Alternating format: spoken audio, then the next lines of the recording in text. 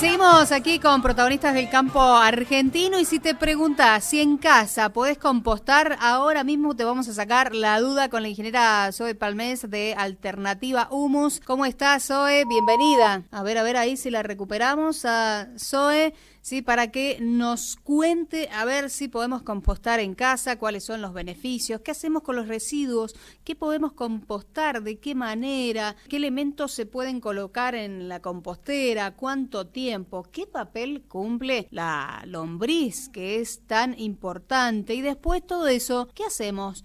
¿Cómo lo procesamos? ¿Ayudamos así al medio ambiente también? ¿Reducimos de alguna manera los residuos diarios que tenemos en casa? Bueno, todas esas dudas se las vamos a preguntar a la ingeniera en Recursos Naturales Renovables, Zoe, que ya está nuevamente con nosotros. Zoe, buen día. Buen día, Nati. ¿Cómo estás? Muy bien, ¿y vos? Muy bien. Bueno, acá teníamos millones de preguntas para hacerte respecto de si podemos compostar en casa. Sí, me perdí la introducción, pero no sé si todo el mundo sabe lo que es compostar. Bueno, buena alternativa, ¿no? Adelante, contanos. Bueno, el compostaje es el reciclaje de los residuos orgánicos y es importante porque, si bien cuando hablamos de residuos orgánicos nos suena lindo la palabra orgánico, a nivel ambiental son uno de los residuos de la fracción domiciliaria más problemática porque tienen mucha humedad y al tener tanta humedad y ser biodegradables lo que se produce es como descomposición, olores, etcétera, si no se genera, digamos,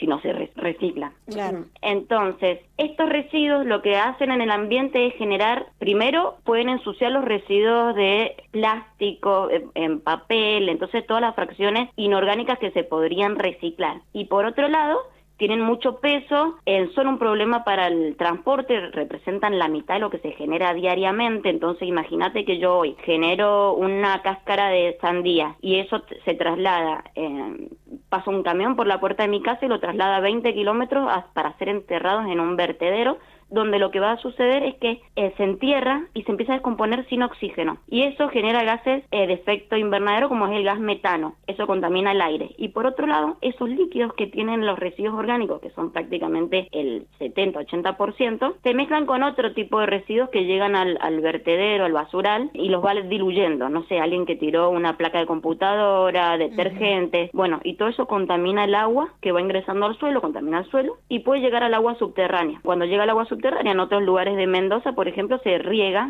no sé, en la valle, usan agua de pozo para tomar, para los animales, para regar, entonces toda la contaminación termina volviendo. Entonces, creo que me fui de la pregunta, pero... No, pero bien, porque nos hiciste un contexto, digamos, para arrancar desde el principio, podríamos decir, ¿no? Claro. Que nosotros por ahí no tenemos en cuenta todas estas cosas que vos nos acabas de contar. Claro, y por ahí conocer esto hace que uno tenga más ganas de hacerlo, porque está bueno que, o sea, a partir de compostaje es cierto, generamos materia orgánica, abono para nuestras plantas, pero el impacto más grande de compostar es justamente el social y ambiental.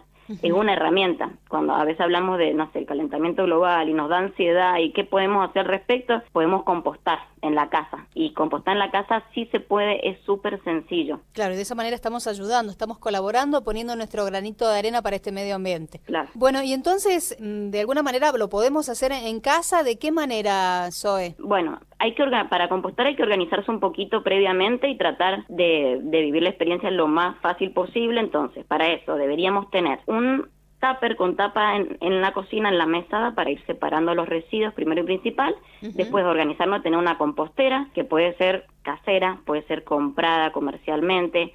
Lo importante es de saber a la hora de tener una compostera es elegirla y tener presente que necesita que ingrese aire y que salga el agua por la base. Entonces, si tenemos algo súper hermético, probablemente fallemos porque no va a respirar y vamos a tener un mini basural ahí en un balde, pero si tenemos algo que respire, que tenga agujeritos, que logre salir por la base de la compostera los excesos de agua, va a andar bien. Entonces, teniendo ese concepto de que el compostaje es un proceso oxigenado que necesita aire, nos podemos organizar para tener cualquier tipo de compostera. Puede ser un balde, puede ser un cajón de frutas o verduras, o compostera comercial. Eso por un lado. Una herramientita que sea un rastrillito, y también tener presente que siempre vamos a necesitar material seco. Y con material seco me refiero a hojas de árboles o a viruta. Esta época es ideal para estoquearse de hojas de árboles, claro, porque después se necesitan durante todo el año. Claro, me imagino la cantidad de hojas que hay. Claro, y después en enero nadie tiene hoja, hay que salir a buscar, a comprar, no sé, viruta, y es absurdo comprar un residuo, digamos. Claro, lógico. Bueno, y entonces, ¿cómo se hace? ¿Eso va en la base o se va mezclando? Bien, bueno, en el proceso de compostaje se necesita la fracción, que es la húmeda, que es la que generamos en la cocina, que son cáscaras de frutas, verduras, mezclado siempre con el material seco, que son las hojas, y eso se va mezclando, porque vos fíjate que si vos vas colocando en un recipiente solamente el material húmedo, lo que va a tender a pasar es que se empieza a descomponer y se empieza a pelmazar, porque no tiene estructura, como que va perdiendo la estructura y se va volviendo una masa. Uh-huh. Eso es lo que pasa en el tachito de la basura normal. Nosotros queremos evitar que suceda eso, porque eso es lo que genera olor. Entonces lo que vamos haciendo es, cada vez que ponemos una proporción de húmedo, un tupper de húmedo, habría que poner un tuppercito lleno de hojas también y mezclarlo. Eso genera que se vuelva algo esponjoso. Nosotros queremos que el compost sea tipo esponja, donde circule el aire. Y eso lo logramos poniendo, cada vez que se pone húmedo, un poco de seco. También se pone siempre al principio en la base para evitar que se apelmace tanto abajo, pero después ir mezclando. Zoe, ¿y todos los residuos orgánicos se pueden compostar? Por ejemplo, el resto de ajo y cebolla, ¿se puede compostar también? Sí, se puede compostar todo lo que sea en residuo, o sea, a baja escala estoy hablando, lo que haríamos en una casa. Uh-huh. Residuo de verduras y frutas crudas, o sea, todo vegetal y crudo, nada de condimentos, pero el resto, lo único animal que se puede compostar son las cáscaras de huevos, pero el resto no. Bien.